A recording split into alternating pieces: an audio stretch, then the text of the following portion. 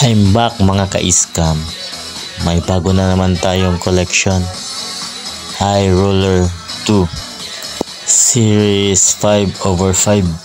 Ang ga-design aning High Roller 2 sa Hot Wheels kay si Fraser Campbell. Ang color ani is metallic blue. Nya ang mags kay gold. So mo ni siya ang akong ikalima nga vehicle collection. Ikatulo sa Hot Wheels. Anyways, sa mga di pa nakasubscribe sa YouTube channel ko, please subscribe para masubaybayan ninyo yung collection ko ng mga vehicles. So ibutang na nato ang atong High Roller 2 sa case display. Nakabutang na dian ni katong Max Steel. Nya dili ka di ay vehicle collection ang naanak ko. Nag-collect sa tag Chibi Saints na nas babaw.